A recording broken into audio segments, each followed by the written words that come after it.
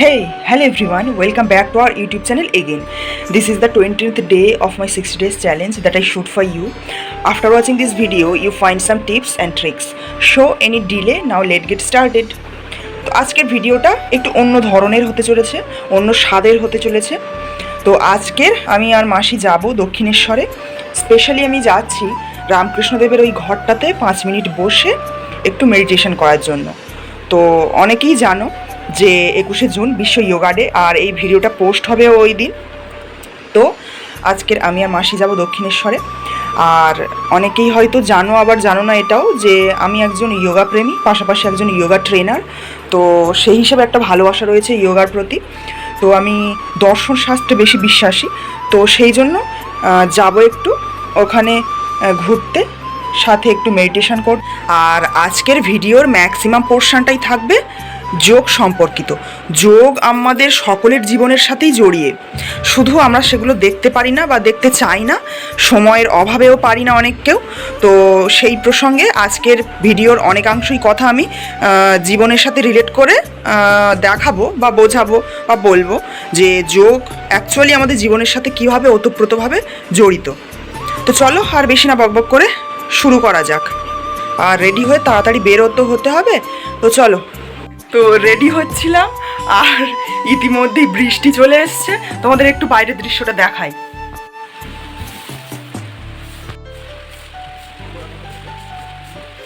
মাসি আর আমি এখন বেরিয়ে পড়লাম দক্ষিণেশ্বরে যাওয়ার উদ্দেশ্যে। আমি একটু জোরে জোরে হাঁটি, তাই আমি আগে এগিয়ে চললাম, আর মাসি একটু আস্তে হাঁটে, তাই পিছনে আসছিল। এই হলো আমাদের 4 জন প্রাণের মানুষ। প্রথমে রয়েছেন রানী রাসমণি, তারপরে আছেন পরমহংসদেব, তারপরে মা সারদা দেবী, আর শেষে বিবেকানন্দ। ওই পারে তো এখন আমরা যাচ্ছি ঘাটের দিকে একটু গঙ্গা জল কালেক্ট করতে। তো মোটামুটি ভিড় হয়েছে, যতটা এক্সপেক্ট করেছিলাম ততটা ভিড় হয়নি অন্য দিনের তুলনায়। 1 জানুয়ারিতে যেরকম ভিড় হয় সেই তুলনায় আজকে ভিড় হয়নি। যেহেতু ভিতরে কোনো ক্যামেরা অ্যালাউ করেনি, তাই ভিতরের কোনো ক্লিপ আমি সংগ্রহ করতে পারিনি তোমাদের জন্য। তারপরে পূজা টুজা দিয়ে রামকৃষ্ণদেবের ঘরে কিছুক্ষণ বসে বেরিয়ে আসলাম। তারপরে একটা খাবারের দোকানে ঢুকে মাসি আর আমি কিছু খেয়ে নিয়ে রওনা দিলাম বাড়ির উদ্দেশ্যে।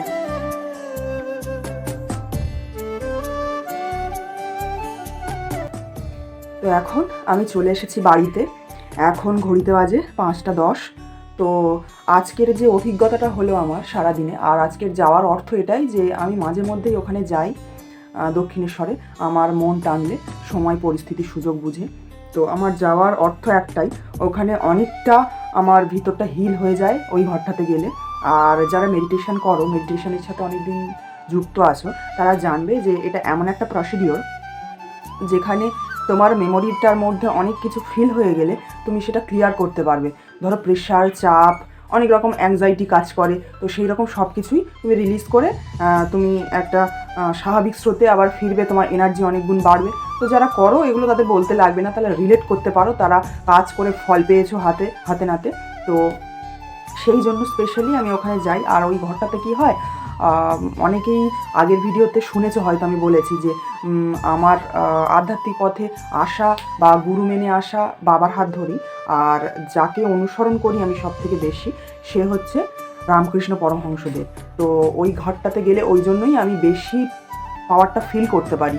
আমার মেডিটেশন অর্থাৎ ধ্যান, আমার ওটা খুব ভালো হয় ওই ঘরটাতে বসে। আর নিজে বাড়িতে সবসময় করি, ম্যাক্সিমাম দিনই সকালে উঠে কিংবা দিনের শুরুতে ব্রাহ্ম মুহূর্তে, ভোরে মাঠে যাওয়ার আগে। তো সবসময় যখন কানেক্টেড হতে পারি না, মাঝে মধ্যে তো সমস্যা চলে লাইফে, সবসময় মানুষ নিজেকে কানেক্ট করতে পারে না বা ভালো সেই অনুভূতিটা পায় না, সেই পাওয়ারটার সাথে নিজেকে সংযুক্ত করতে পারে না, সেই ব্রহ্ম পাওয়ারটার সাথে। তো ওই ঘরটাতে গেলে আমার যেটা অনুভূতিটা হয়, ওখানে গেলে আমি খুব সুন্দরভাবে সূক্ষ্মভাবে অনুভূতিটা ফিল করতে পারি। তো সেই জন্য মাঝে মধ্যে ওখানে ঘুরে আসা। তো আজকের যোগ দিবস, তোমরা এই ভিডিওটা যেদিন পাবে, তো সকলকে জানাই মন থেকে আন্তরিকভাবে যোগ দিবসের শুভেচ্ছা। আর তার সাথে এই বার্তাটাও পৌঁছে দিতে চাই, যারা যোগের সাথে যুক্ত আছো, হ্যাঁ, যোগ সম্পর্কে অনেকেই ধারণা রয়েছে, মানে অনেক রকমের ধারণা রয়েছে।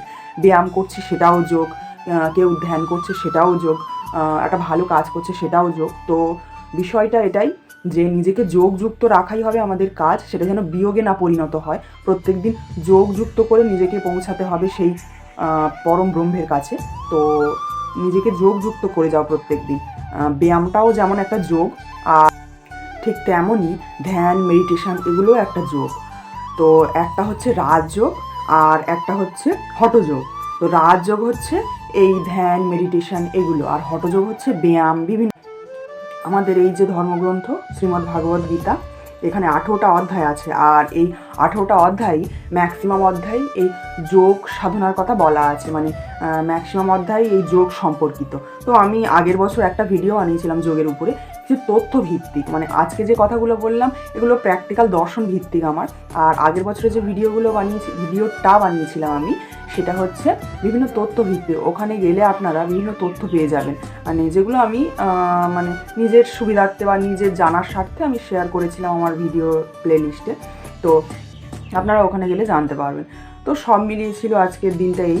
আমি তো প্রত্যেক দিন স্টাডি ব্লগ শেয়ার করি, তো আজকের এই ব্লগটা শেয়ার করলাম। কেউ খারাপ মন্তব্য করো না, আর রিকোয়েস্ট রইল এটাই, তোমরা যদি এই যোগ নিয়ে কোনো প্রশ্ন করতে চাও আমাকে অবশ্যই কমেন্ট সেকশনে প্রশ্ন করতে পারো। আমার যতটুকু জানা আছে আমি তোমাদেরকে জানাবো। তো আজকে ভিডিওটা এইটুকুই রাখছি, দেখা হচ্ছে পরবর্তী ভিডিওর সাথে। ততক্ষণের জন্য সবাই খুব ভালো থেকো, সুস্থ থেকো, আর অবশ্যই যোগযুক্ত রেখো নিজেদের।